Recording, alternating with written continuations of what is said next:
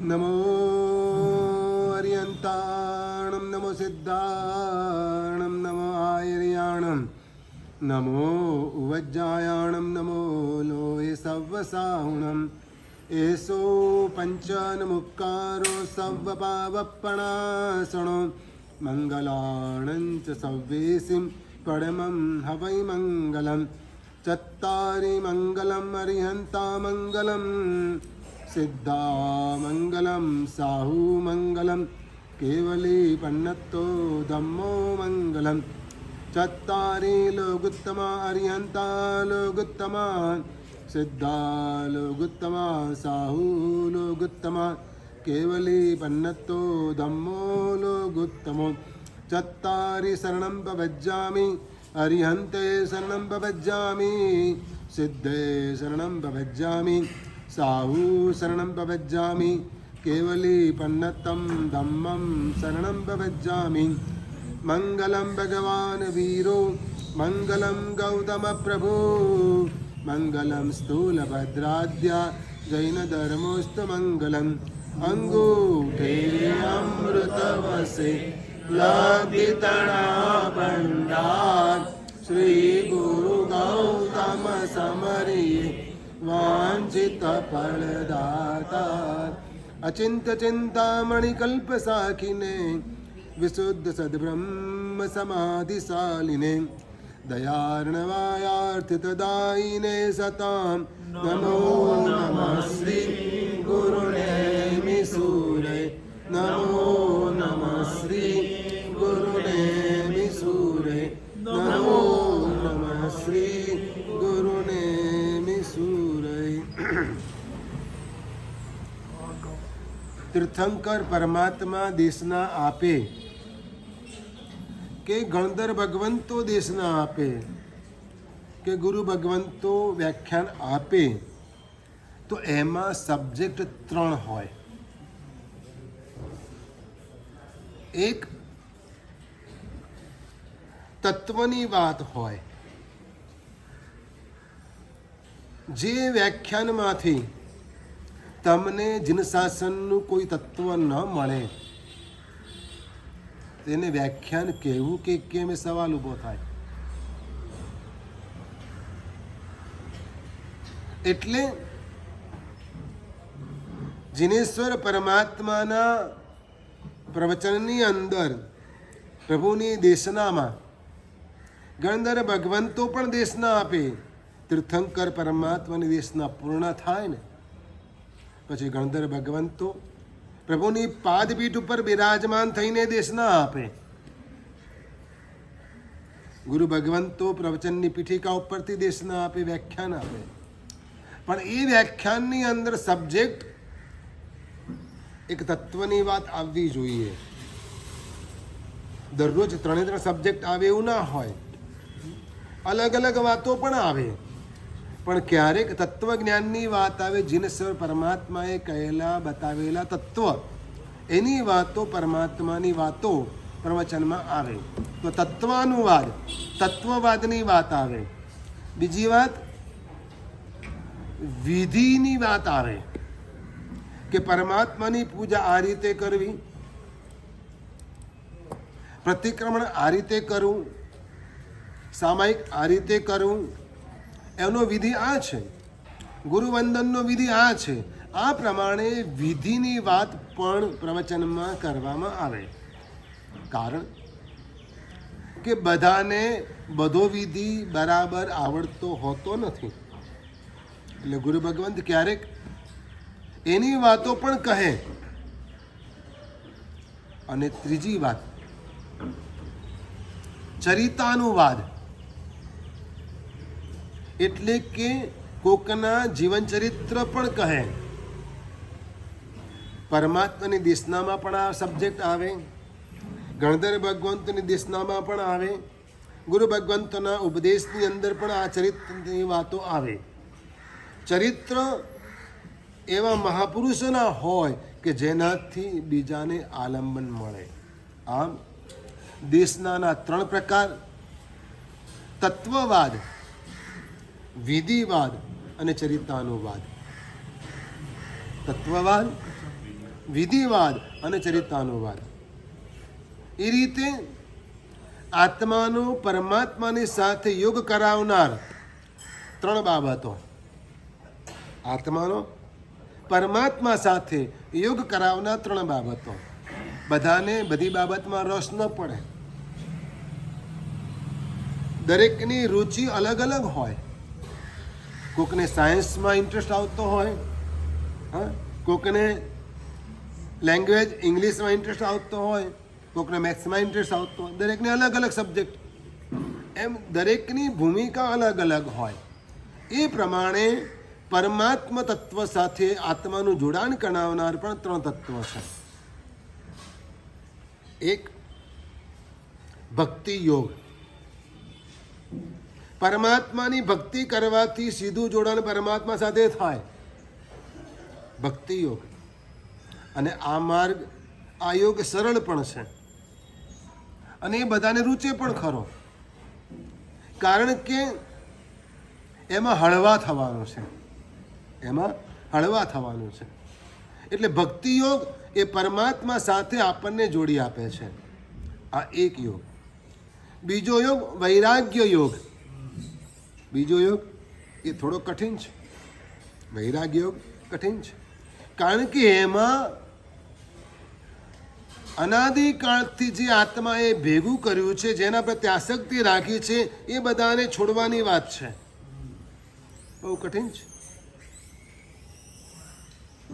બાહ્ય પદાર્થો છૂટે, બાહ્ય પદાર્થો છૂટે સરળ છે. કદાચ વધારે હોય તોય છૂટે, એક્સ્ટ્રા હોય તો છોડી દે, છૂટી જાય. પણ આ શરીર ઉપરનું મમત્વ છૂટે, કેટલું કઠિન છે. એટલે વૈરાગ્ય યોગ, ભક્તિ યોગ, વૈરાગ્ય યોગ અને ત્રીજો છે જ્ઞાન યોગ. ભક્તિ દ્વારા પણ પરમાત્મા તત્વ સાથે જોડાણ થાય, વૈરાગ્ય દ્વારા પણ પરમાત્મા તત્વ સાથે જોડાણ થાય અને જ્ઞાન યોગ દ્વારા પણ પરમાત્મા તત્વ સાથે જોડાણ થાય. એટલે આ ત્રણ પ્રકારના યોગ કયા? આપણે ઠાણાંગ સૂત્રની વાત કરીએ છીએ અને ઠાણાંગ સૂત્રમાં 1 થી 10 સ્થાનની વાત કરવામાં આવી છે અને આપણે તેમાં 1 થી 6 સ્થાન સુધીની થોડીક વાતો કરી છે. પણ આજે વળી નવી કેટલીક વાતો મારે તમને ઉમેરીને બતાવી છે કે આ ત્રણની સંખ્યામાં આ પણ આવે છે. દેશનાનો પ્રકાર આવે, યોગના પ્રકાર પણ આવે. આપણે 3માં બીજી કઈ વાત કરી હતી કે લોકમાં અંધકારના 3 કારણ કયા હતા? લોકમાં અંધકારના 3 કારણ કયા હતા? આમ અનેક વાતોનો સંગ્રહ ઠાણાંગ સૂત્રમાં કરવામાં આવેલો છે અને એના દ્વારા જીન પ્રવચન, પરમાત્માનું શાસન કેવું અદ્ભુત છે, એમાં કેટલા ગૂઢ રહસ્યો ભરેલા છે તે આપણને જાણવા મળે છે. એટલે જીવનની અંદર જેટલો પણ ચાન્સ મળે એટલો વખત જીનેશ્વર પરમાત્માના તત્વજ્ઞાનને સમજવા, જાણવા પ્રયત્ન કરવો જોઈએ અને એનાથી આપણા આત્માના વિકાસની દિશાઓ ખુલી જશે. તમારે પૂછવું નહીં પડે. તમે ક્યાંક જતા હો તો તમારે ક્યારેક કોકને પૂછવું પડે, અહીં ક્યાંથી જવાય, આ રસ્તો ક્યાં જાય છે, એમ તમારે પૂછવું પડે. પણ પૂછ્યા પછી આખરે ડગ તો તમારે જ માંડવા પડે છે. તમે 1 થી 2 વાર અને 3 વાર પ્રશ્ન પૂછો, એ માણસ પછી એમ કે ભાઈ આગળ જાય એટલે તને ખબર પડશે. શું થાય? તું આગળ જા એટલે તને ખબર પડશે. એમ જેમ જેમ આપણે પ્રભુના શાસનના તત્વજ્ઞાનને જાણતા જઈએ તેમ તેમ આપણા આત્માના વિકાસનો રસ્તો ખુલતો જાય. શું થાય? રસ્તો ખુલતો. એક સાધુ ભગવંતે એક આધ્યાત્મિક ક્ષેત્રમાં આગળ વધેલા ગુરુ ભગવંતને પત્ર લખ્યો અને માર્ગદર્શન માગ્યું.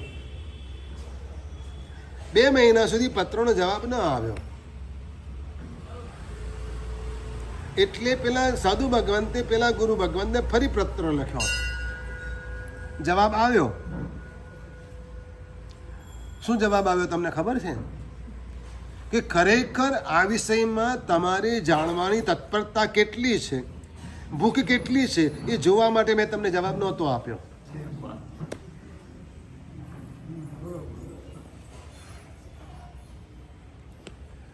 એટલે આપણે પહેલા યોગ્યતા કેળવવી પડે. શું કરવું પડે?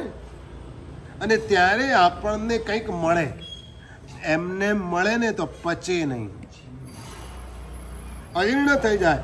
કાં એનો આપણે પૂરો ઉપયોગ ના કરી શકીએ, કાં તો એનો દુરુપયોગ કરી બેસીએ, આપણે ભૂલ કરી બેસીએ. એટલે યોગ્યતા પણ કેળવવી પડે. જેમ જેમ યોગ્યતા કેળવાતી જશે તેમ તેમ આપણને આગળનો રસ્તો મળતો જશે, ખુલતો જાય. વળી આગળ જશે, કોક મળશે, ત્યાં કોકને પૂછી લેજો. અહીં જ બધું પૂછી લેવું જરૂરી છે? પહેલા શરૂઆત તો કર. શું કર? શરૂઆત તો કર. એક ભાઈએ પૂછ્યું કે અહીંયાથી સેટેલાઇટ જતા કેટલી વાર લાગે? ચાલતા જવું હતું. પેલા જવાબ ના આપ્યો. દુકાનવાળાએ, ગલ્લાવાળાએ જવાબ ના આપ્યો. ફરી પૂછ્યું, જવાબ ના આપ્યો. એટલે પેલો ચાલવા માંડ્યો. પેલા એ કીધું કલાક લાગે. પેલો ચાલ્યો ને પછી કીધું કે શું લાગે? કલાક લાગે. કેમ? તો પહેલા જવાબ કેમ ના આપ્યો? કે તારી સ્પીડ જોયા વગર કેમ જવાબ આપું? તારી સ્પીડ જોયા વગર કેમ જવાબ આપું? એવી આ વાત છે કે જ્યાં સુધી તમે પગ ન ઉપાડો, પ્રયત્ન ન કરો, પુરુષાર્થ ન કરો ધર્મના ક્ષેત્રમાં, અધ્યાત્મના ક્ષેત્રમાં, ત્યાં સુધી તમને આગળનો રસ્તો દેખાય જરૂરી નથી. ધર્મની અંદર આવી ઘણી બધી વાતો ગૂંથાયેલી પડેલી છે. બુદ્ધિના 4 પ્રકાર. બુદ્ધિના 4 પ્રકાર બહુ પ્રસિદ્ધ છે. ઔત્પાતિકી, વૈનયિકી, કાર્મિકી, પરિણામિકી. પણ તમને ઊંઘ નથી આવતી એનું કારણ શું? એના 4 કારણ છે. ઊંઘ ન આવવાના 4 કારણ. પથારીમાં પડખા ફેરવ્યા કરવાના પણ ઊંઘ ન આવે, પરાણે ઊંઘ આવે, દુખે કરીને ઊંઘ આવે, અકળામણ થાય કે ઊંઘ આવે તો સારું. કારણ કે અંદરના ઘોડા દોડતા જ હોય, બહુ સ્પીડમાં રેસ લગાવી હોય, આખા દિવસના સીન દેખાતા હોય, વળી પાછા આવતીકાલના સીન દેખાતા હોય. એટલે ઊંઘ ન આવે. શાસ્ત્રકાર ભગવંતો આને દુઃખ સૈયા કહે છે. શું કહે છે? દુઃખ સૈયા. દુઃખે કરીને ઊંઘ આવે. વાસ્તવમાં માણસ સુખ મેળવવા માટે સૂતો હોય છે, જરા શાંતિ મેળવવા માટે સૂતો હોય, પણ એના બદલે દુઃખે કરીને ઊંઘ આવે એને દુઃખ સૈયા કહી છે. દુઃખ સૈયા 4 પ્રકારની, 4 કારણે દુઃખ સૈયા હોય. 4 પ્રકારના લોકોને દુઃખ સૈયા હોય. 1, જેને જીનેશ્વર પરમાત્માના વચન ઉપર અશ્રદ્ધા હોય એ નિરાતે સૂઈ ના શકે.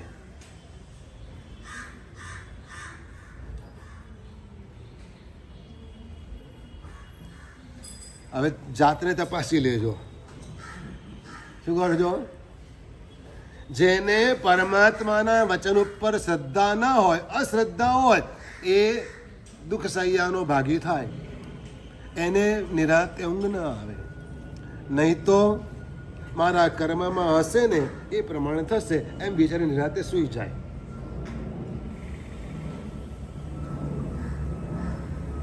એને કયું એના કર્મ નિરાતે સૂઈ જાય. કોઈ પણ રીતે પરમાત્માના વચનની શ્રદ્ધા રાખી અને મનની શાંતિ કેળવી અને સૂઈ જાય. પણ શ્રદ્ધા ન હોય તો એવો વિચાર ન આવે, એટલે નિરાતે સૂઈ ન શકે.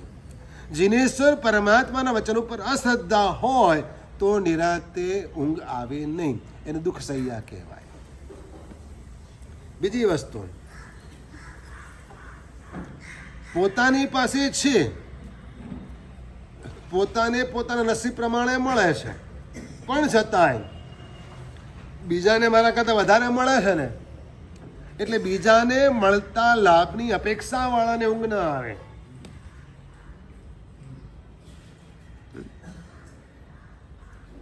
એને જેવો લાભ થાય જેવો લાભ મને થવો જોઈએ.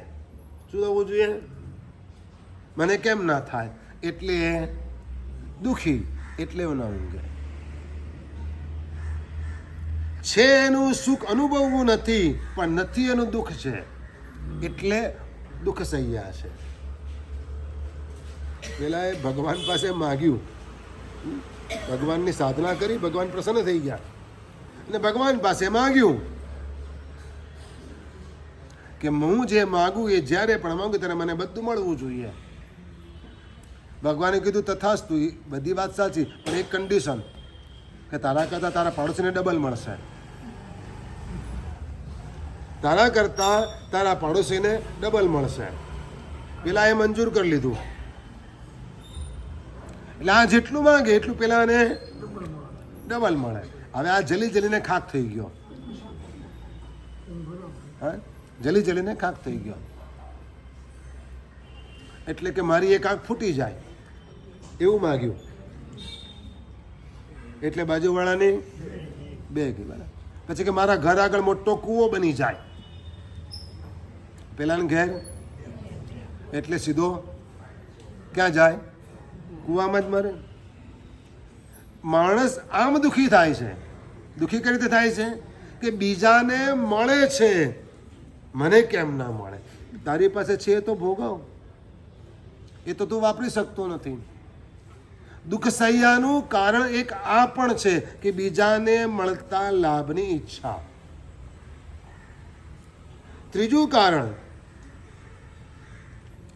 વિષયોની અભિલાષા. આજે આ ખાધું, કાલે હવે આ ખાઈશું. આજે અહીં ગયા હતા, કાલે ત્યાં જઈશું. એમ વિષયોની અભિલાષાને કારણે માણસ દુઃખી થાય, પરેશાન થાય. દુઃખ સહ્યાના 4 કારણ. આ ત્રીજું કારણ કયું? પહેલું જીન વચને અશ્રદ્ધા, બીજું બીજાને મળતા લાભની ઈચ્છા, અને ત્રીજું વિષયોની અભિલાષા. ક્યાં આગળ સારું મળે છે? હા, ફાફડા ક્યાં મળે છે?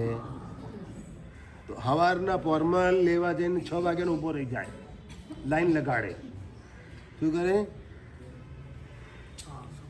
કેમ, ખોટી વાત છે? લો બોલો. અને બાકી પૂજા કરવાની હોય તો 8 વાગ્યા સુધી ઊભો ના થાય કે સાહેબ ઊંઘ નથી આવતી, હે જરા ઉઠવામાં મોડું થઈ જાય છે. પણ રવિવારે ને ફાફડા લાવવાના હોય તો 6 વાગ્યાનો જતો રહે. કેમ કે લાઈનમાં ઉભા રહીશું તો ગરમ ગરમ મળશે. લે, હા, વિચાર તો કરો તમે. અને ક્યાં જાય ખબર છે? અહીંયા નહીં, જ્યાં ફેમસ હોય ત્યાં જ જાય, એટલે લાંબો જાય. ને અહીંથી આટલે દર્શન કરવા જવાનું કીધું હોય તો નહીં જાય. તો આ દશા છે. એટલે વિષયોની અભિલાષા ને કારણે માણસને ઊંઘ ન આવે. અને ચોથું,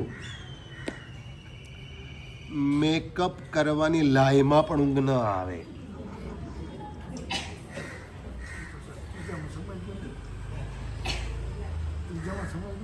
હે ના, વિષયની અભિલાષા જુદી વસ્તુ છે, અને આ વિભૂષાની વાત છે. શાની વાત છે?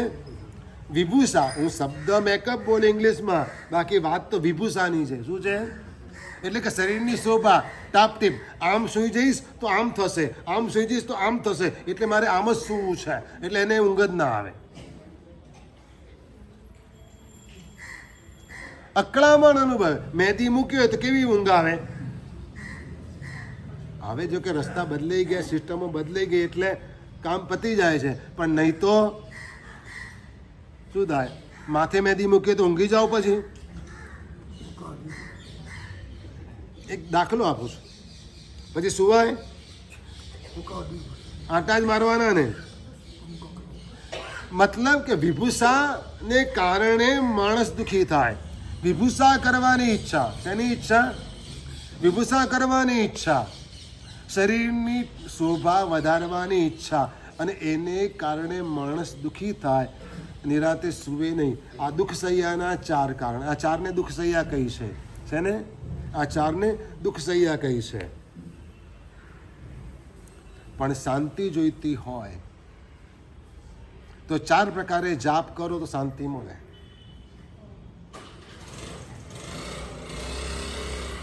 શાંતિ જોઈતી હોય તો 4 પ્રકારે જાપ કરો તો શાંતિ મળે. તમે કેટલા પ્રકારે જાપ કરો?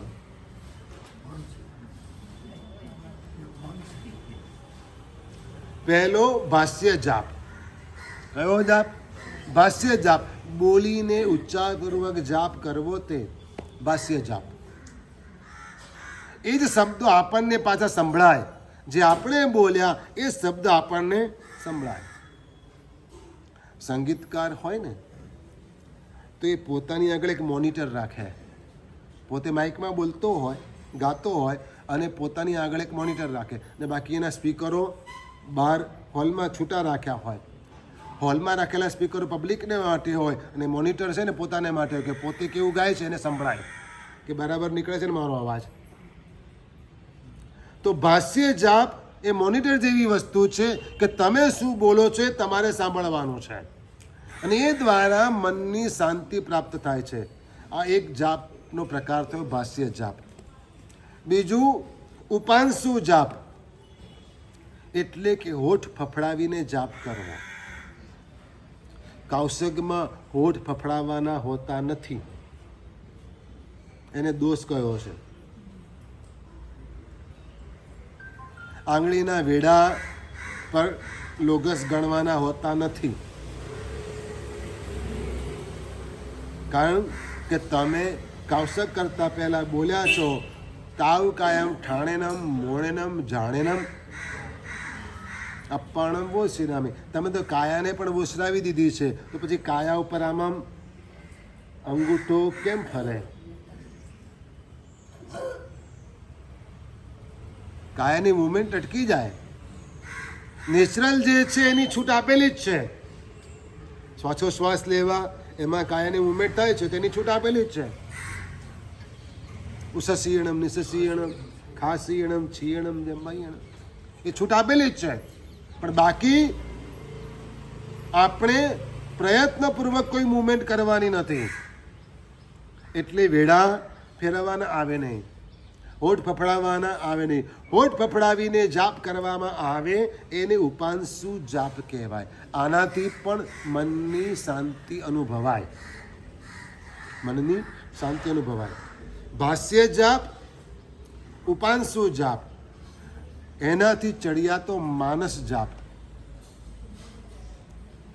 માત્ર મનમાં જ જાપ કરવાનો, હોઠ પણ ફફડાવવાના નહીં. અને આ રીતે જે જાપ થાય એને માનસ જાપ કહેવાય, અને એ વધારે મનની શાંતિને મેળવી આપે. મનની શાંતિ આ રીતે પ્રાપ્ત થાય, મનની સ્થિરતા આ રીતે પ્રાપ્ત થાય માનસ જાપ કરવા દ્વારા. કઈ રીતે થાય? અને માનસ જાપ કરતા પણ આગળ વધીએ તો અજપા જપ, ચોથો પ્રકાર. અજપા જપ એટલે કે વગર પ્રયત્ને તમારા જાપ ચાલુ થઈ જાય. વગર પ્રયત્ને તમારા જાપ ચાલુ થઈ જાય. મનની શાંતિ પ્રાપ્ત કરવાનો ઉપાય છે જાપ. પણ જાપના આ 4 પ્રકાર છે. ધર્મ ક્રિયાઓમાં પણ જાપ વગેરે જોડાયેલા જ છે. દરેક તપશ્ચર્યામાં જાપ કરવાના કહે જ છે. 20 નવકારવાળી પરસિતપમાં પણ ગણવાની હોય જ છે. ગણાય છે, હા ગણાય છે. સિદ્ધિ તપમાં પણ નૌકાવળી ગણવાનું માસક શ્રમણમાં નથી ગણવાની કીધી ને? શું વાત કરો છો? હા 20 નૌકાવાળી અને ઉપધાનમાં હા કેટલી? ઉપધાનમાં કેટલી નૌકાવાળી રોજની? એમ વિચાર કરો. શા માટે? કે તપની સાથે જપ જોઈએ જ. શું જોઈએ? તપની સાથે જપ જોઈએ જ, અને તો જ તપ શુદ્ધ થાય, તો જ તપ શુદ્ધ થાય, આરાધના તો જ ફળે.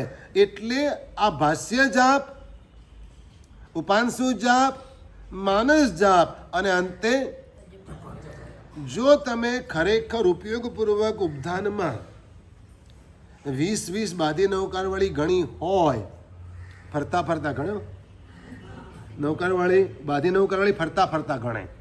આમ ફરતા જાય નૌકાળી ફેરવતા જાય, એ ફરતા જાય નૌકાળી ગણતા જાય. એવા જ તપસ્વીઓ હોય છે, એવું જોયું છે. કારણ કે સ્થિરતા મનની નથી કેળવાઈ, શરીરની પણ નથી કેળવાઈ. એટલે એક જગ્યાએ બેસી શકતો નથી. અહીં બેઠા છો, વ્યાખ્યાન સાંભળો છો, વાંદરા ઉપર આવે તો મને જુઓ કે વાંદરાને જુઓ? આપણે વાંદરા જેવા નથી થઈ જતા? પછી આપણું મન કેવું થાય છે? વાંદરા જેવું થઈ જાય છે ને. એનામાં ને આપણામાં શું ફરક? એ શરીરથી પણ કુદાકૂદ કરે છે, તમે મનથી કુદાકૂદ કરો છો. શું થાય છે? એ શરીરથી કુદાકૂદ કરે છે. હવે નથી એ તમને કંઈ અડપલું કરતું નથી, તમારી પાસે આવીને બેઠું, ઉપર બેઠું છે, કંઈ પણ કરે છે, એની એક્ટિવિટી, હા એની મુવમેન્ટ, એની જે પણ ચેષ્ટા છે કરે છે. તમને શું તકલીફ છે? છતાં પણ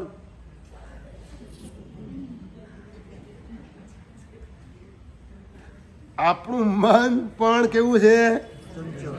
વાંદરા જેવું છે. સીધું બોલું કબૂલ કરો ને. અરે કે ચંચળ એમ કહે છે, પાછા સારા શબ્દો વાપરે છે. હા કે સીધે સીધું કોઈ વાંદરો કહે તો ગમતું નથી. હા પણ કામ તો આપણા કોઈ કે સીધે સીધું હા વાંદરા જેવો છે એમ કહે તો કેવું લાગે? ના કહેવાય ને એવું. હા અને કબૂલ પણ ના કરાય, પણ કહીએ કેવા છીએ આપણે? ચંચળ. તો એ ચંચળતા દૂર કરવાને માટે જાપ છે. શેને માટે જાપ છે? જાપ છે. આપણી બધી ક્રિયાઓ ઘણી બધી કરીએ છીએ, પણ કેટલીક ક્રિયાઓ છે ને કેવી થાય છે ખબર છે? બળી જાય છે. કેવી થાય છે? બળી જાય છે.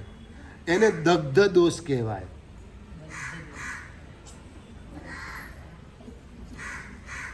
કરે ખરો પણ જીવ બાળી બાળીને કરે. શું કરે? જીવ બાળી બાળી કરે. દગ્ધ દોષ. એના ઘણા બધા અર્થ નીકળી શકે છે, પણ સીધી ભાષામાં મારે તમને કહેવું છે એટલા માટે કહું છું. કરવા ખાતર કરે, શૂન્ય દોષ. હા કોઈ પણ પ્રકારની સમજણ વગર. સમજી લો કે પરિવારની અંદર કે કોઈક પરિચિત વ્યક્તિ છે કે જેનું વધારે દિમાગ ચાલતું નથી, પણ એને પણ તમે સામાયિક કરવા લઈ આવો, પ્રતિકરણ કરવા લઈ આવો, અને આવીને બેસે અને ક્રિયા કરે, તો તમારી ક્રિયામાં એની ક્રિયામાં શું ફરક? એ પણ વાંદરા લે, એ પણ કૌશક કરે, એ પણ મુપત્તિ પડીરેલ કરે, બધું જ કરે, પણ એની ક્રિયાની સમજણ ને તમારી ક્રિયાની સમજણમાં ફરક કેટલો? પણ ક્યારેક આપણે એના જેવું તો નથી કરતા ને. શરીરથી હાજરી હોય, બાકી આપણી હાજરી હોય જ નહીં પ્રતિક્રમણમાં, તો એને શૂન્ય દોષ કહેવાય. શું કહેવાય? શૂન્ય દોષ. ફિઝિકલ હાજરી છે. શું છે? ફિઝિકલ હાજરી છે, પણ મેન્ટલી તો મેચમાં છે. ક્યાં છે? મેચ ચાલે છે. ક્યાંય ચાલતું હોય, કોઈ પણ પ્રકારના કાર્યમાં મન દોડતું હોય તો શું થાય? તો એને શૂન્ય દોષ કહે છે. કોઈ વિશેષ ભાવ કશું જ ના હોય, કરે છે ઓકે, રોજ આવું છે એટલે આવું છું. પૂછો કેમ સામાયિક કરવા આવો છો? સાહેબ બાધા છે ને એટલે.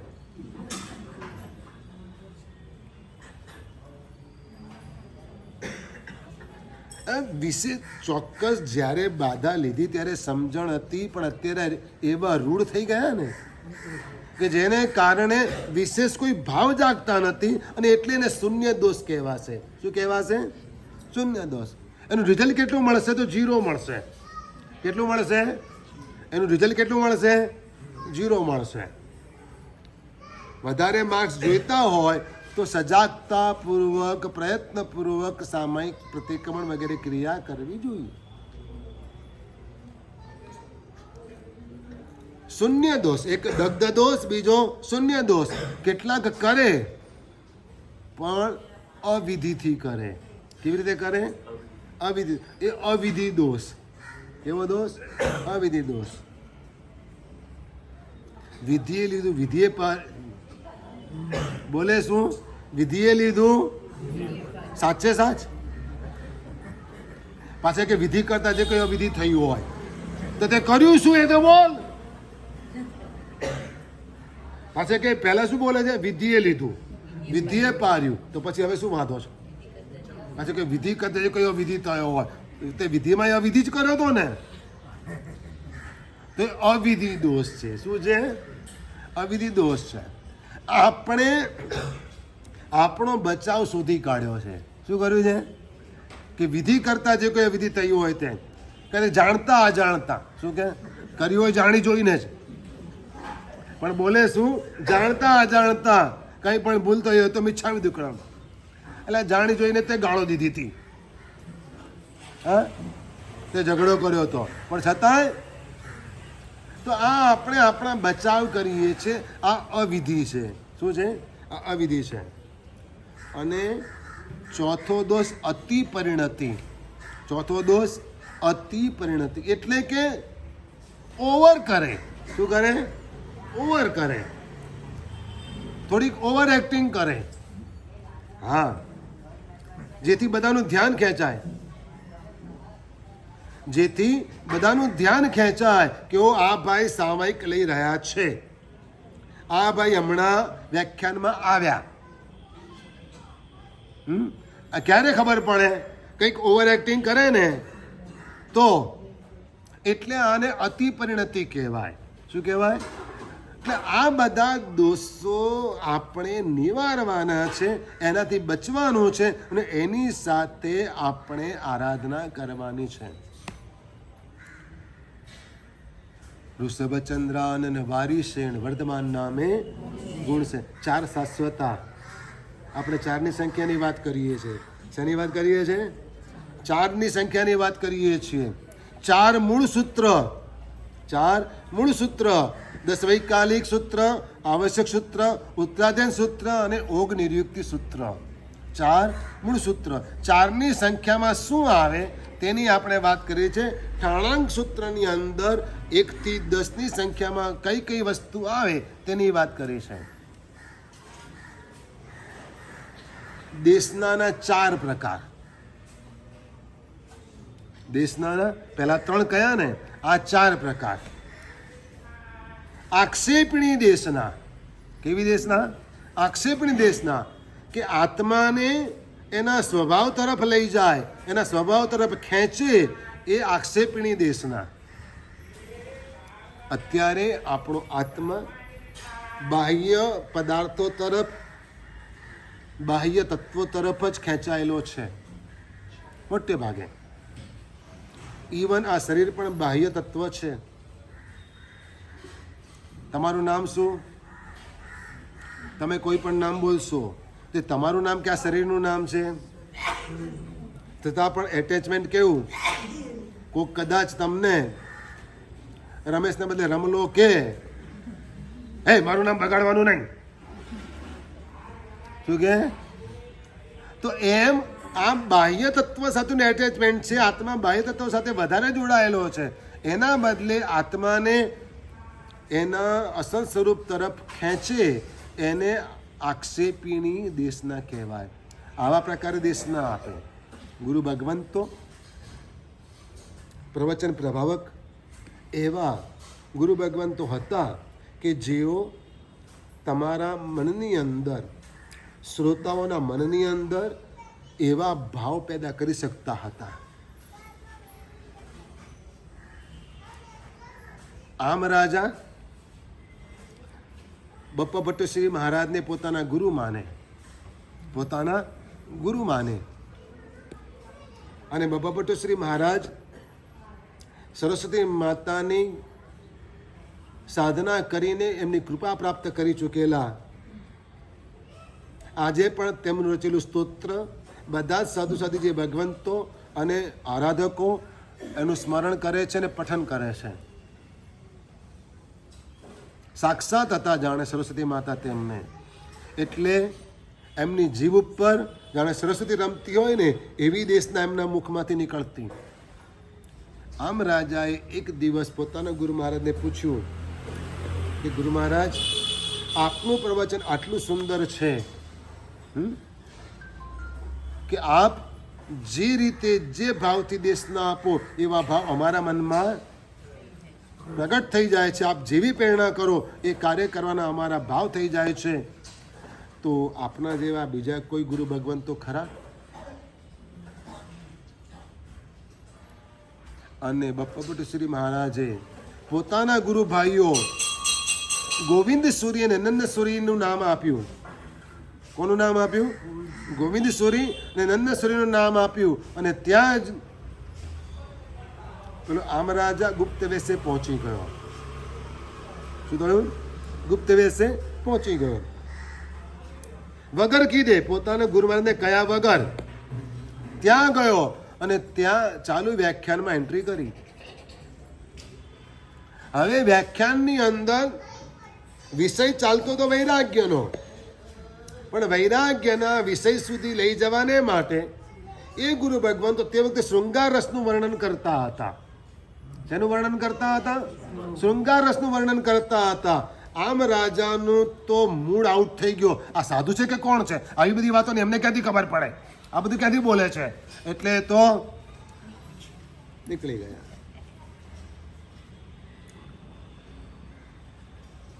ગુરુ મહારાજની પાસે પણ ના ગયા. ગુરુ મહારાજે કીધું કે આ ગયો ક્યાં? દેખાતો કેમ નથી?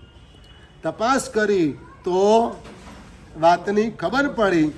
એમને જરા સમાધાન થાય તેવી વાતો કરી, પણ એક દિવસ પોતાના ગુરુ ભાઈઓને એમને કહેવડાવ્યું કે તમે ગમે તેમ કરી વિહાર કરીને આ બાજુ આવો. શું કરો? ગમે તેમ કરી વિહાર કરીને આ બાજુ આવો. એટલે તેમના ગુરુ ભાઈઓ ત્યાં આગળ વિહાર કરીને આવ્યા. વ્યાખ્યાન ગોઠવાયું રાજસભામાં. આખરે તો આમ રાજા ગુરુ ભક્ત હતો ને, તો એકવાર વ્યાખ્યાન સાંભળ. એમનું વ્યાખ્યાન એકવાર સાંભળ, આખું વ્યાખ્યાન સાંભળ. શું કર? આખું વ્યાખ્યાન સાંભળ, પછી તને ખબર પડે. એટલે વ્યાખ્યાનની શરૂઆત કરતા પહેલા એક શરત કરવામાં આવી કે અમે વ્યાખ્યાન આપીશું, પરંતુ એમાં કોઈએ પણ અવાજ કરવાનો નહીં. પહેલી વાત તો આ. કોઈએ પણ હોકારા પડકારા કરવાના નહીં. કોઈએ પણ પોતાના શસ્ત્રો હાથમાં લેવાના નહીં, બહાર કાઢવાના નહીં. જો આવી કોઈ પણ મુવમેન્ટ થઈ તો જ પડે વ્યાખ્યાન બંધ થઈ જશે. આ અમારી કન્ડિશન. ઓકે, મંજૂર. હવે રાજ દરબારમાં તો મંત્રીઓ હતા, સેનાપતિ હતા, મહારાજા હતા, એમના બોડીગાર્ડ હતા, એટલે બધા શસ્ત્રવાળા પણ હોય, સૈનિકો પણ હોય, બધા જ હોય. પણ બધાએ આ વાતને મંજૂર કરવી પડી અને વ્યાખ્યાન ચાલુ થયું. વ્યાખ્યાનની અંદર ગોવિંદસુરી મહારાજ અને નંદસુરી મહારાજે ભરત બાહુબલીના યુદ્ધનું વર્ણન ચાલુ કર્યું. શેનું વર્ણન ચાલુ કર્યું? ભરત બાહુબલીના યુદ્ધનું વર્ણન ચાલુ કર્યું. અને વર્ણન કરતા કરતા કરતા એ લેવલ પર એક ક્લાઇમેક્સમાં લઈ ગયા કે રાજસભામાં બેઠેલા સૈનિકોને મારો કાપો કરવા લાગ્યા. શું કરવા લાગ્યા? તો આ દેશનાની પદ્ધતિ છે. શું છે? દેશનાની પદ્ધતિ છે કે આ રીતે દેશના આપવામાં આવે ને તો શ્રોતાઓના મનની અંદર તેવા ભાવ પેદા થાય. તો આક્ષેપીણી દેશના આત્માને તેના સ્વભાવ તરફ ખેંચે તે આક્ષેપીણી દેશના કહેવાય. આત્માને મિથ્યાત્વ અને વિષય કસાઈથી છોડાવે તે વિક્ષેપીણી દેશના કહેવાય. આ જ શાસન સાચું છે, પ્રભુનું શાસન જ સત્ય છે. એ જેવી શ્રદ્ધા જગાડે, મિથ્યાત્વ છોડાવે ને એ કેવી દેશના કહેવાય? વિક્ષેપણી દેશના કહેવાય. વિષય કસાયો છોડાવે એ કેવી દેશના કહેવાય? વિક્ષેપણી દેશના કહેવાય. મોક્ષની રુચિ જગાડે. શેની રુચિ જગાડે? મોક્ષની રુચિ જગાડે ને એને સંવેદિની દેશના કહેવાય. સંવેગ નિર્વેગ એને હું કંપનાસ્તિક્ય શબ્દો સાંભળ્યા છે. મોક્ષની ઈચ્છા જગાડે. મોક્ષે જવું છે? બોલો, જવાબ આપો. જવું છે? કેટલું ધીમું બોલે છે. હા, બીજો સવાલ પૂછું, હમણાં જવું છે? તો ના. હા, હજુ તો ઘરે કામ બાકી છે. બસ, એટલે આ રુચિ નથી. હજુ શું છે? રુચિ નથી. મોક્ષની રુચિ જગાડે તો સંસાર આપોઆપ છૂટી જાય, ઘટી જાય. બધી પ્રવૃત્તિઓ શું થાય? બધી પ્રવૃત્તિઓ ઘટી જાય. મોક્ષની રુચિ જગાડે એવી દેશનાને સંવેદિની દેશના કહેવાય. અને આ સંસાર પ્રત્યે નફરત જગાડે, સંસાર પ્રત્યે નફરત જગાડે એને નિર્વેદિની દેશના કહેવાય. નિર્વેદ જગાડે એ નિર્વેદિની દેશના કહેવાય. આ દેશનાના 4 પ્રકાર. દેશનાના 4 પ્રકાર, 4ની સંખ્યામાં આવે. 4 પ્રકારની દેશના: આક્ષેપીણી, વિક્ષેપીણી, સંવેદિની અને નિર્વેદિની. પ્રતિક્રમણ કરવાના 4 કારણ. પ્રતિક્રમણ કરવાના 4 કારણ: પરિસિદ્ધાણમ કરણે, કિચ્ચાણમ કરણે પરિક્રમણમ, અસદ્દણેતઃ વિવર્ય પરુવણાયેય. આ 4 લીટીમાં 4 કારણ આપ્યા. વંદિત્વ આવડે તો અને સાંભળ્યું હોય તો આ શબ્દ, આ ગાથા યાદ રાખજો કે પ્રતિક્રમણ હું કેમ કરું છું. પ્રતિક્રમણ શા માટે કરવાનું છે? પ્રતિક્રમણ શા માટે કરવાનું છે? ચાહે રાહ્ય પ્રતિક્રમણ હોય તો પણ, કે ચાહે દેવસી પ્રતિક્રમણ હોય તો પણ, કોઈ પણ પ્રતિક્રમણ શા માટે કરવાનું? તો આ 4 કારણથી કરવાનું. પહેલું, પરિસિદ્ધાણમ કરણે, કે જે કરવાની ના પાડી તે કર્યું. ભગવાને ના પાડી કે આ નથી કરવાનું તો પણ કર્યું. આજ્ઞા વિરુદ્ધ કર્યું હોય એટલે એનું પ્રતિક્રમણ કરવાનું. યાદ આવે છે પ્રતિક્રમણ કરતા કરતા આવું બધું કે આજે આખા દેશમાં આજ્ઞા વિરુદ્ધ શું શું કર્યું? પરિસિદ્ધાણમ કરણે, કિચ્ચાણમ કરણે પરિક્રમણમ, જે કરવા જેવું તો તે ના કર્યું. સામાયિક કરવા જેવું હતું, ઔષધ કરવા જેવો હતો, જાપ કરવા જેવા હતા, ખમાસમણ દેવા જેવા હતા, તો એ ના કર્યું. ઘણું હતું આવું બધું કરવા જેવું, દાન કરવા જેવું હતું, એ ના કર્યું. કિચ્ચાણમાં કરણે પરિક્રમણમ, જે કરવા જેવું હતું તે ના કર્યું. અને ત્રીજું, જીન વચનમાં અશ્રદ્ધા કરી. આ તો બધી પહેલાના જમાનાની વાતો છે. અત્યારે તો બધું ઘણું બધું બદલાઈ ગયું, એટલે આ બધી બાબતો બરાબર નથી. આવી જે દલીલ કરતા હોય ને એ ભગવાનના વચન ઉપર અશ્રદ્ધા કરે છે. શું કરે છે? અશ્રદ્ધા કરે છે. કોઈ પણ બાબત ઉપર, કોઈ પણ ટોપિક ઉપર ડિસ્કસ કરી શકાય, એમાં વાંધો નથી, એમાં કોઈ પ્રોબ્લેમ નથી. પણ એવું જ માણીને એવી જ રીતે વર્તન કરવા માંડે ને એમનો વાંધો છે. સત્ય સુધી પહોંચ્યા વગર જાતે જ નક્કી કરી નાખે કે ના આવું કશું હવે કરવાની જરૂર નથી. પહેલાના જમાનામાં બધું હતું.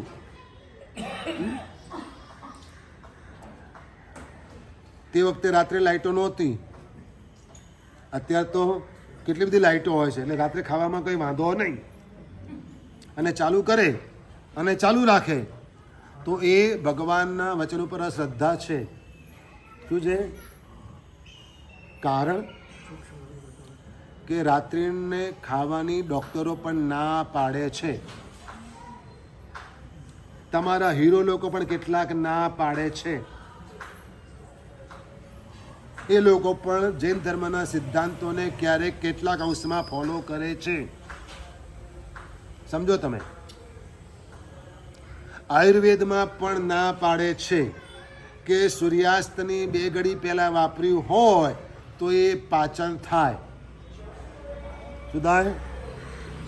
પણ આજે તો મોટા ભાગના લોકો, ઘણા બધા, કે રાત્રિ ભોજન કરતા જ હોય છે. અને રાત્રિ ભોજન કર્યા પછી પણ કેટલાક તો ખાઈને સીધા આડા જ પડતા હોય, અને પછી બીમારીઓના ઘર ઊભા થાય છે. એટલે પ્રભુના વચન ઉપર શ્રદ્ધા કરવીને એ પણ શું છે? પ્રતિક્રમણ કરવાનું કારણ છે. અને ચોથી વાત, વિપરીત પ્રરૂપણા, વિવર્ય પરુવણાય. વિવર્ય પરુવણાય, વિપરીત પ્રરૂપણા કરી કે ભગવાનના શાસનની વાતો જે જાણે છે એના કરતાં તે જુદી જ વાતો કરે. શું કરે?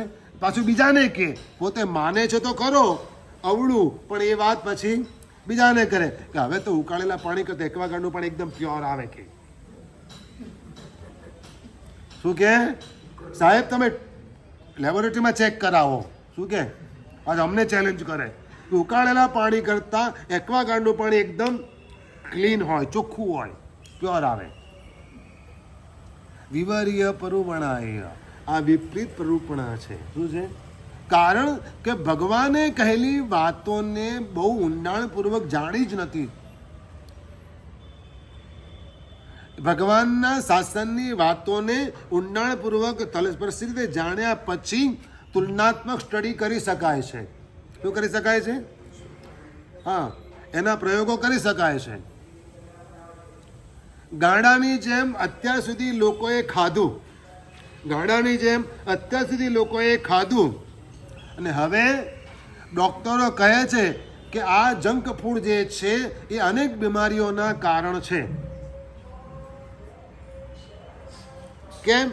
તો કે એ ખોરાક, પ્રોસેસ્ડ ફૂડ, જે પેક ફૂડ આવે છે, એ બધું લાંબા સમય સુધી ટકાવી રાખવાને માટે તેમાં કેમિકલ્સ ભેળવવા પડે છે. અને એ કેમિકલ્સ તમારા શરીરને નુકસાન કરે છે, ઇવન કેન્સર પણ પેદા કરે છે. સમજી ગયા? એટલે ભગવાને જે કહ્યું છે તે સાચું જ છે. એમાં અશ્રદ્ધા કરવાની કે વિપરીત પ્રરૂપણા કરવાની કોઈ જરૂર નથી. સાહેબ આ તો એકદમ પેક, જરા પણ તકલીફ નહીં. હા, પણ તું ખોલ અને ફ્રીજમાં ના મૂક, બહાર રહેવા દે, ખબર પડે. શું કર? ખોલ, એ પેક છે એ ખોલી નાખ અને બહાર અડધો કલાક રહેવા દે, ફ્રીજમાં ના મૂક.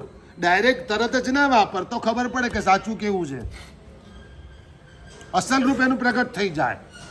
એટલે 4 કારણ પ્રતિક્રમણ કરવાના. કેટલા કારણ? 4 કારણ. વિવર્ય પરુવણાય, 4 કારણ છે પ્રતિક્રમણ કરવાના. કસાયો કેટલા? 4. આ કયું કર્મ કહેવાય? આ કસાયો કયા કર્મને કારણે હોય? કસાય મોહનીયને કારણે. શેને કારણે હોય? કસાય મોહનીયને કારણે. મોહનીય કર્મ નિવારણની પૂજા ભણાવો છો? ના, તો 2 જ ભણાવવાની આપણે. અંતરાય કર્મ નિવારણની ભણાવવાની અને બીજી વેદનીય કર્મની ભણાવવાની. બાકી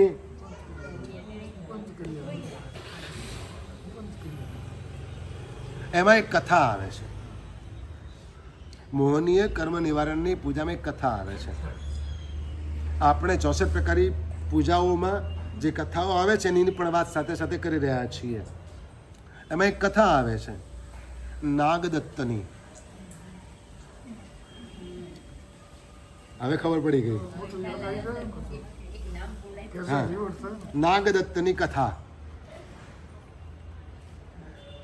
શેઠ શેઠાણી, પૈસો ઘણો, વેપાર ઘણો, પણ દુનિયામાં બધાને બધું સુખ એક સાથે મળતું નથી.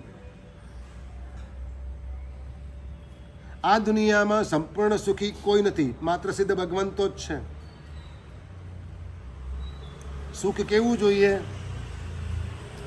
સુખ કેવું જોઈએ? બોલો તો ખરા. પછી જાય નહીં. શું ટક્યું એમ બોલો. આયા પછી જાય ને એવું જોઈએ, પણ ટક્યું શું? અચ્છા, અધૂરું જોઈએ કે પૂરેપૂરું જોઈએ? આખું ઘર જોઈએ કે અડધું ઘર જોઈએ? એક જ ઓરડો જોઈએ કે 5 ઓરડા જોઈએ? બોલો, આખું જોઈએ કે પૂરેપૂરું જોઈએ? શું? એટલે જે પણ સુખ જોઈએ તે સંપૂર્ણ જોઈએ અને કાયમ ટકે તેવું જોઈએ. આ તો નક્કી ને. હવે મને એમ જવાબ આપો કે તમારી પાસે જે સુખ છે, તમે જેને સુખ માનો છો, એમાંનું પૂરેપૂરું છે બધું? અને બધું કાયમ ટકે એવું છે? તો પછી એને સુખ કહેવાય? તમે જ ખોટા પડે તમારી વાતમાં. તમે માનો છો જુદું અને વર્તો છો જુદું. એવું સુખ માત્ર ક્યાં છે? મોક્ષમાં, સિદ્ધશિલા પર. કે ત્યાં આગળ જે પણ સુખ મળે તે કેવું હોય? પૂરેપૂરું હોય, અનંતું, કોઈ એન્ડ નહીં. અને બીજી વાત, ક્યારે પણ કોઈ માગે નહીં કે થોડું આપ, એટલે કોઈ માગે? તમારે ઘેર ખાંડનો ડબ્બો હોય તો કંઈક થોડી ખાંડ આપો ને, કંઈક વાટકી કે કશું નહીં, કોઈ ના માગે.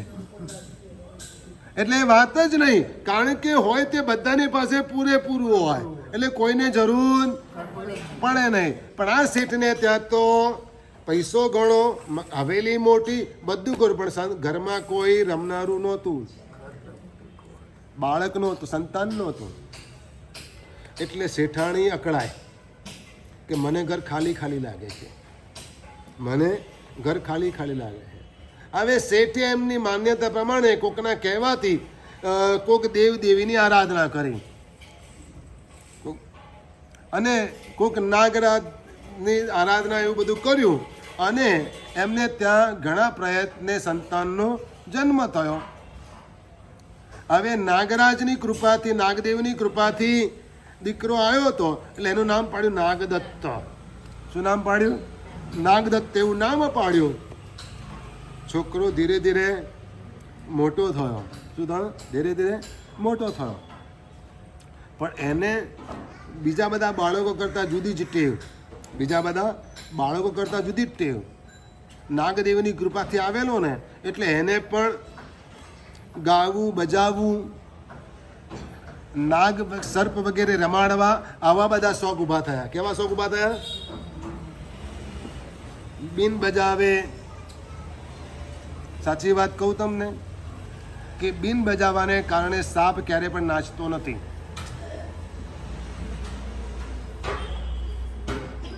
પણ હવે જો તમને એમ લાગતું હોય કે સાપ બિન બજાવવાથી નાચે છે, તો તમારે મદારીને કહેવું કે તું એક જગ્યાએ ઊભો ઊભો બિન બજાવ.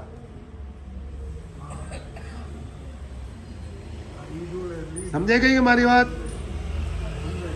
સ્ટ્રેટ ઉપર રહીને બિન બજાવ તો નાક પણ સ્ટ્રેટ થઈ જશે. પણ પેલો શું કરશે? આમ આમ આમ આમ ડોલતો ડોલતો જ બજાવશે, તો જ એની સામે નાગ નાચે, બાકી નાચે નહીં. આ તમને નચાવે છે લોકો. હા, શું કરે છે? કોઈ ક્ષેત્રપાલને ત્યાં નાગ દેવતા આવતા જ નથી, એ તો રમકડા લાવીને મૂકી દેવામાં આવે, કાં તો મદારીને પાળવા પોસવામાં આવે છે. ક્યાંય નાગ દેવતા નથી આવતા, અને એમને જંગલમાં ફરતા જ હોય છે. એટલે ભરમાવું નહીં. નહીં તો મદારી અબજોપતિ ના હોય તો આ રીતે રસ્તામાં રખડતો હોય, એને ત્યાં તો કેટલા આવા નાગ દેવતા પ્રગટ થાય, પણ દેરાસરમાં આવે તો હો હા ગાણા થઈ જાય, લાઈન લાગી જાય. તમારા ઘરે આવે તો બોલાવો બધાને દર્શન કરવા. એટલે દેરાસરમાં બધાને લાઈન લગાડો ને તમે. આવું કેવું? એટલે ખોટી વાતો નહીં કરવાની, લોકોને ભ્રમણામાં નહીં નાખવાના. પેલો નાગદત્ત આ રીતે સાપને રમાડતો, શું કરતો? અરે સાપની સાથે લડતોય ખરો, સાપોને લડાવતો પણ ખરો. કેટલાક કુકડાને લડાવે, કેટલાક આખલાને લડાવે, હા, કેટલાક બાજ પંખીને લડાવે. આવી રમતો પહેલાં ચાલતી હતી, આજે પણ ઘણી જગ્યાએ ચાલે છે. એમાં સાપને લડાવતો અને આ બધામાં માહેર થઈ ગયો. કેવો થઈ ગયો? એની સ્પર્ધા યોજાય ને તો એમાં આનો ડંકો વાગતો. આખા ગામમાં નાગદત્ત ફેમસ થઈ ગયો કે આને તો નાગ સાથે, સર્પો સાથે રમવામાં કોઈ પહોંચી ન શકે, એને કોઈ હરાવી ન શકે. એક દિવસ એક મદારી આવ્યો અને એણે ચેલેન્જ કરી કે લાવ તારા નાગ, લાવ તારા સર્પ, એની સાથે હું રમી બતાવું.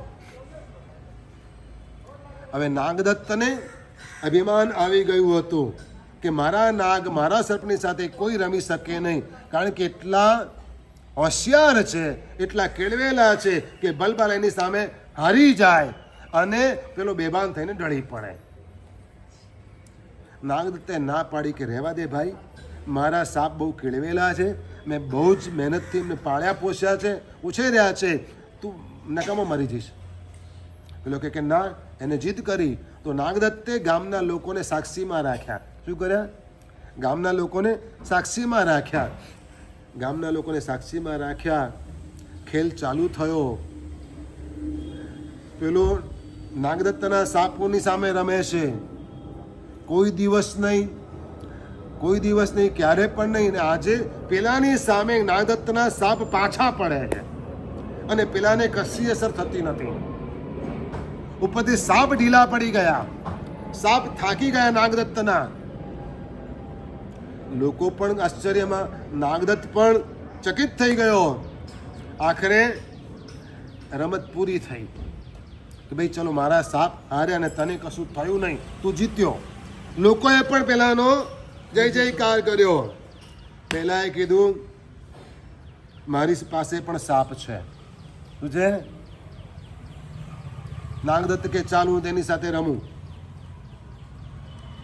હવે પેલો એને સમજાવવા પ્રયત્ન કરે છે, ગામના લોકોને પણ ના પાડે છે. ગામના લોકો કહે કે ના ના ના, અરે હોય કે આ તો અમારો બહાદુર માણસ છે, હા, એ કોઈની પણ સામે હારે નહીં, તું તાર રમવા દે, અમે છીએ ને.